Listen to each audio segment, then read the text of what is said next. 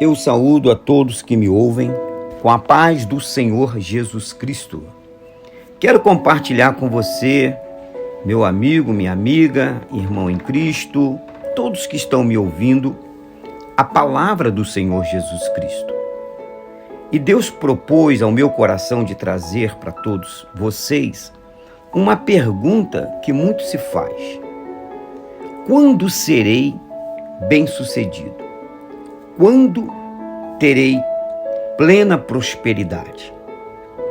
Sabemos que esta resposta muitos procuram ter, porque tendo a resposta é sinal de que obteremos o caminho para ser bem-sucedido. E muitos procuram em várias coisas como videntes, horóscopo, signos de zodíaco e várias outras coisas. Tem pessoas que procuram até o profeta. Sem examinar a escritura, o profeta diz e ele acredita. Mas nós temos que saber que através da palavra de Deus, ela nos revela o caminho correto, o caminho certo da prosperidade. Porque a prosperidade, ela excede, ou seja, ela ultrapassa o financeiro ou uma saúde plena. Ela vai muito além. A prosperidade de um homem é ele ter paz. A paz excede o entendimento. A paz dá condição a um homem de ter uma prosperidade que, em meio a problemas financeiros, ele vai ter sabedoria para atravessar o deserto da escassez financeira. Ele vai passar o deserto da ausência da saúde, ou mesmo das traições, de qualquer problema que possa afligir a vida deste indivíduo. Então, por isso que nós precisamos saber qual é a fonte de termos uma segurança e sabermos que seremos e já somos bem-sucedidos quando encontramos esta fonte. Então, eu estarei trazendo por base bíblica algumas passagens bíblicas para que você venha juntamente comigo examinar a escritura e encontrar a resposta para ser bem-sucedido em tudo que vier fazer.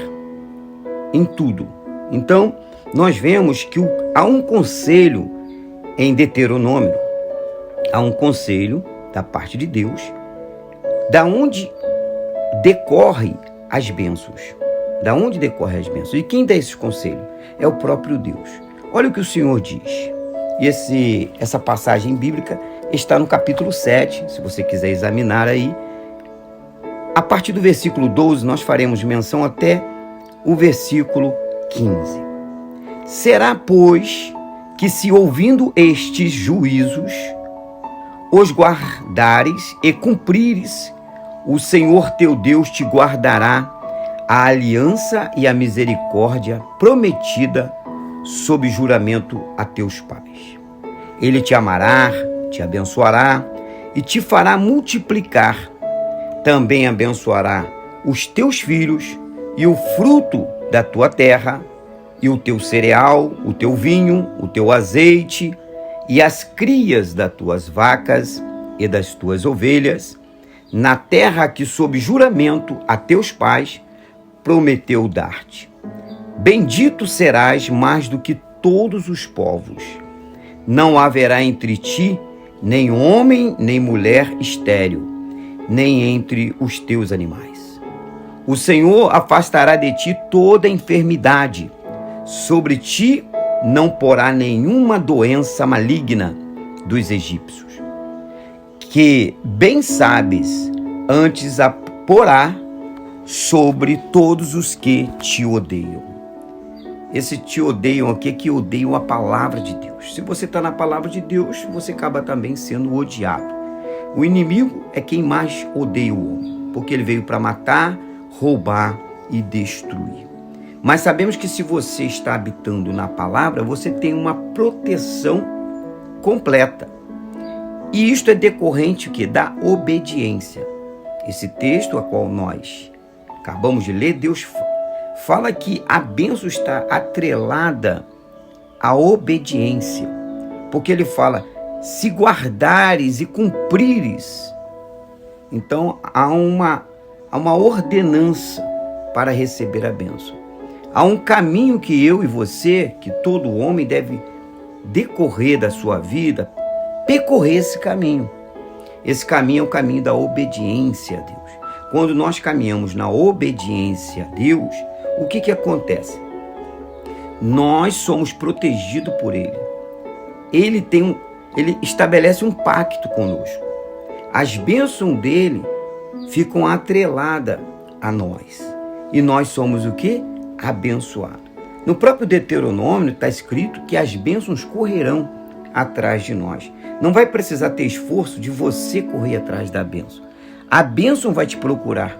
Porque quem está na obediência, Deus ordena que a bênção esteja acompanhando esta pessoa. Então nós vemos aqui na palavra de Deus já o conselho.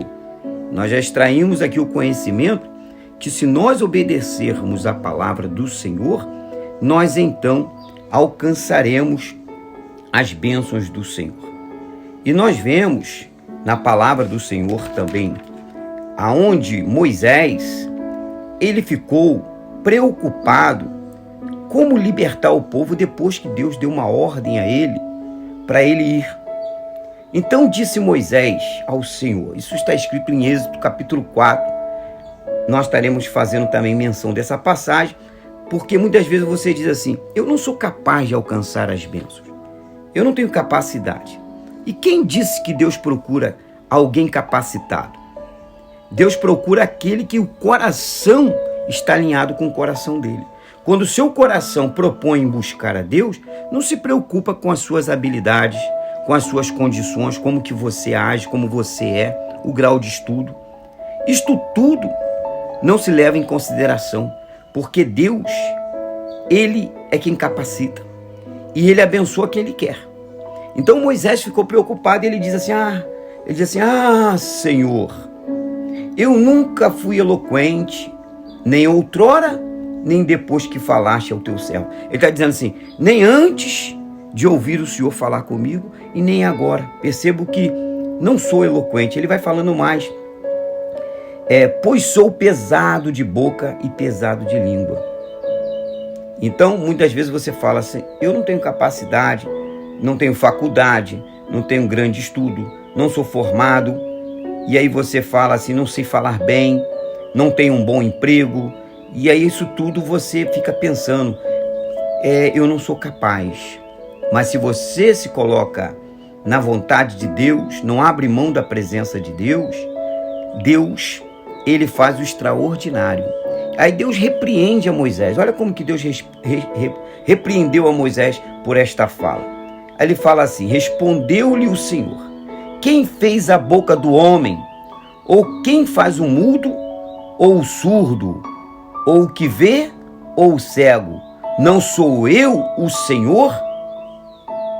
Deus está repreendendo. Aí diz mais, vai, pois agora eu serei com a tua boca e te ensinarei o que hás de falar. Então, quando nós estamos na presença de Deus, Deus revela o oculto e nos ensina como agir para nós sermos bem-sucedidos na empreitada que nós temos que realizar. Ele vai nos dar, vai revelar para nós a sabedoria. E nós vemos por que Deus tinha esse propósito de usar Moisés.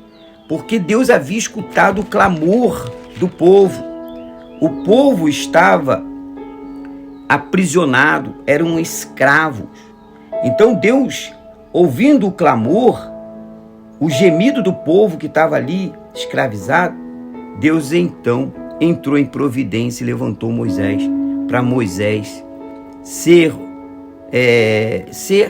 aquele que foi designado por Deus para ter essa missão de restaurar, de recuperar, de libertar o povo. Então você também que está me ouvindo, você talvez pense assim, eu sou o menor da minha casa, eu não sei falar, e aí você fica olhando para você e vendo suas condições. Mas eu quero dizer para você, assim também Moisés fez, mas que você venha olhar para quem te capacita. Quem te capacita é o Senhor. Então você tem que se lançar no propósito dele. Deixa que ele age. Senhor, então o Senhor me guia, me leva pelo caminho. Ele vai te levar pelo caminho correto.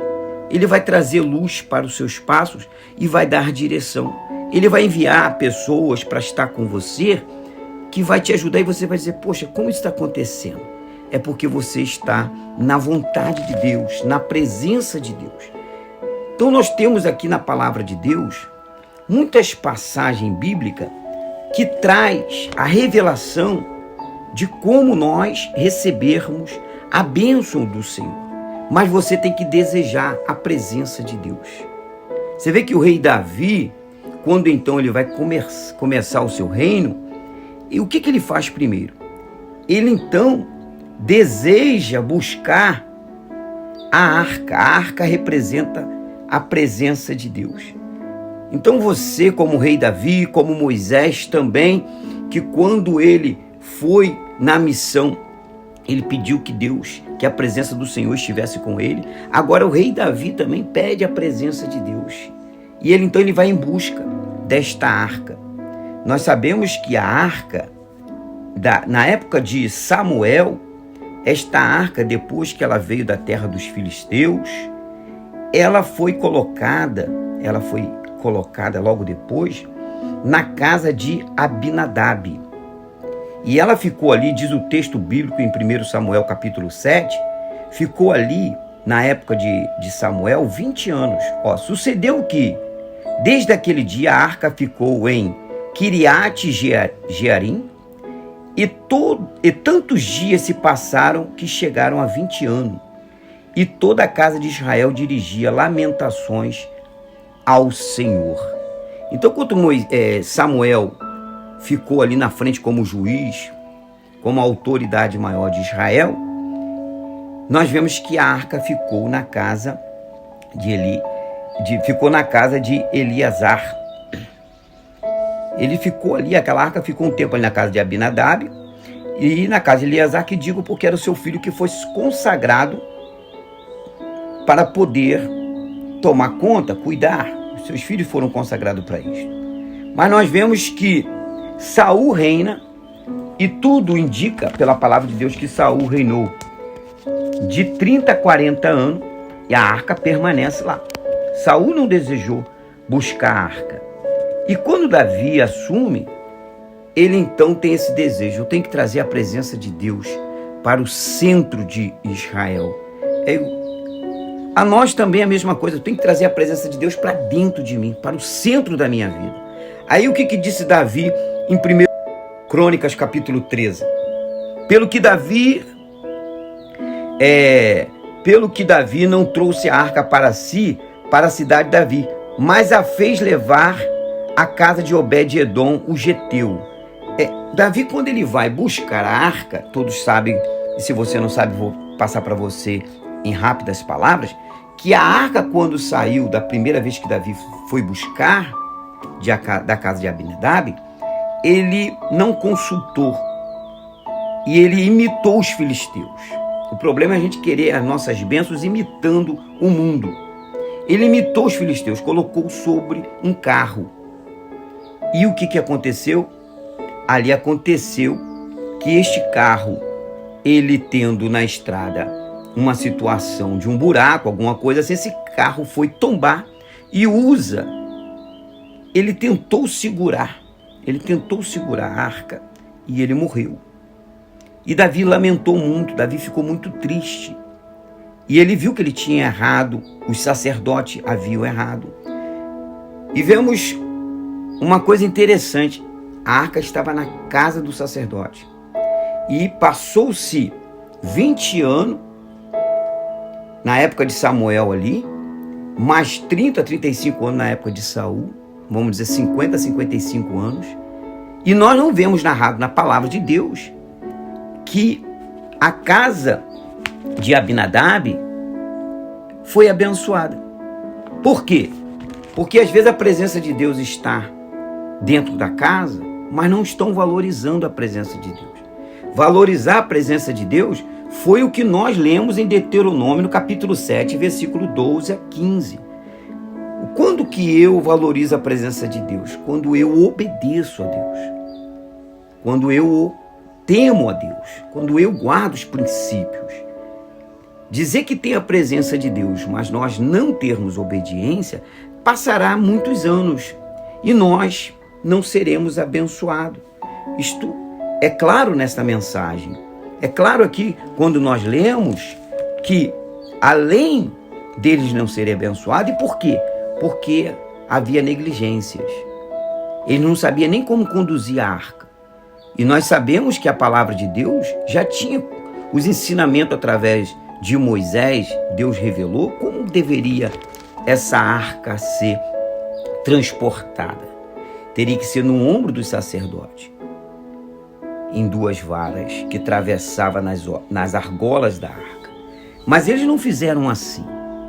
E assim Davi, como acabei de ler aqui, ele trouxe a arca e deixou na casa de Obed-edom, o geteu. Olha que interessante agora como que Deus opera quando a pessoa ama a presença de Deus. Obed-edom, ele mostrou o grande amor à presença de Deus. É interessante que a arca ficou ali 3 meses, porque logo em seguida Davi voltou com sabedoria, da forma correta, e buscou a arca, buscou a presença de Deus. Mas ficou 3 meses ali. E 3 meses foram suficientes para fazer com que Obed-edom se tornasse um homem tão rico e notório em todo Israel. 3 meses. Então não é o tempo que nos faz prosperar. Porque na casa de Abinadab ficou mais de 50 anos. Agora, 3 meses na casa de quem ama a presença de Deus, guarda a presença de Deus, diz assim: assim ficou a arca de Deus com a família de Obed-edom 3 meses em sua casa, e o Senhor abençoou a casa de Obed-edom e tudo o que ele tinha. Então aí está o segredo de ser bem-sucedido. O segredo de ser próspero é nós amarmos a presença de Deus, é nós obedecermos a palavra de Deus. Outro exemplo que eu quero vos trazer do segredo da obediência é extraído do livro aonde está a história de Daniel. Daniel, quando ele é levado para a Babilônia, juntamente com ele, Ananias, Misael e Azarias, nós vemos que eles tinham uma determinação dada pelo rei, diária, das finas iguarias da mesa do rei, o vinho que eles deveriam beber. E isso teria que ser mantido por 3 anos, para que depois o rei visse como eles estavam. Qual era a sabedoria deles? O rei estava dando o melhor. Só que a cultura da Babilônia era com base aos deuses pagãos. E esses 4 rapazes sabiam disso, eram bem instruídos. Ali não estavam os pais deles, alguém para tomar conta deles, mas estava a consciência deles, o conhecimento, e eles preservaram esse conhecimento. E pediu então ao chefe eunuco para que lhe fizesse uma prova por 10 dias, que eles não se contaminassem com essas finas iguarias do rei, e nem com o vinho. E assim, aquele chefe, aquele eunuco, dado por Deus, Deus moveu o coração deste cozinheiro-chefe, e ele permitiu que esses 4 jovens assim fizessem. E ele pediu assim, Daniel falou: experimenta, peço-te, aos teus servos 10 dias, e que se nos deem legumes a comer e água a beber. E diz aqui o versículo 15, no fim de 10 dias sua aparência era melhor, estavam eles mais robustos do que todos os jovens que comiam das finas iguarias do rei. E aí nós vemos que o eunuco então permitiu, no decorrer desses anos, que eles continuassem com esse alimento. Até que, vencido chegou o tempo deles se apresentarem ao rei. Então trouxeram eles e o chefe do eunuco trouxe a presença de Nabucodonosor. Então o rei falou com eles. Entre todos não foram achados outros como Daniel, Ananias, Misael e Azarias, por isso passaram a assistir diante do rei. E em toda matéria de sabedoria e de inteligência, sobre o que o rei lhes pergunta, ou que fazia lhe pergunta, achou 10 vezes mais doutos do que todos os magos encantadores que haviam em todo o seu reino. Eu comecei falando aqui que muitas pessoas procuram vidente, né? Muitos procuram adivinhos, mas nós vemos que o verdadeiro Deus é quem revela a verdadeira sabedoria. Eles passaram a ter 10 vezes mais sabedoria do que todos os demais rapazes que ali estavam sendo preparados. E nós vemos o quanto esses 4 jovens foram bem-sucedidos nos impérios. Assim nós também, diante deste mundo, onde há uma concorrência muito grande, mas com um coração puro, nós não faremos concorrência. Nós estaremos aqui para ser abençoados e abençoar outras pessoas. Seremos bem-sucedidos, mas seremos pessoas simples. Não procuraremos as primeiras cadeiras. Estaremos sempre ali para uma hora que alguém precisar e também não levaremos o que é nosso, mas é o que é de Deus e que está emprestado a nós. Então nós estaremos ali, na hora que alguém precisar, nós estaremos ajudando ao necessitado, ao doente, orando, repreendendo o mal em nome de Jesus. Então você será bem-sucedido em tudo que você pôr a mão, você será bem-sucedido. E não só alimentarás você e sua casa, mas também aos necessitados, porque este é o segredo de ser bem-sucedido. É a pessoa que não retém só para si, mas que distribui também com os necessitados. Assim é o reino dos céus. O próprio Deus, o próprio Jesus, dono de tudo, ele veio, se esvaziou de tudo, morreu na cruz para nos conceder e compartilhar conosco as suas bênçãos, a sua riqueza. Então você será bem-sucedido para ajudar aquele que está necessitado, aquele que está precisando de Deus. Então, fique aí. Teríamos muitos conselhos aqui. Temos várias passagens bíblicas que poderíamos trazer para poder este assunto aqui, deste tema, quando serei bem-sucedido. Tem vários temas. Tem um rapaz que fez o Jabes. Ele fez uma oração pequena e Deus mudou o cativeiro dele. Nós poderíamos trazer o exemplo dele também. Nós vemos José no Egito e várias passagens, mas foram homens que oraram, que buscaram a presença de Deus, que procuraram temer a Deus. Então o grande segredo, concluindo aqui, é temer a Deus, é obedecer a Deus. Então se você está tendo dificuldade, busque a se esforçar, busque a reparar o seu altar e você vai ver as bênçãos de Deus chegando na sua vida. Deus abençoe a todos, fique com essa palavra. A paz do Senhor Jesus Cristo.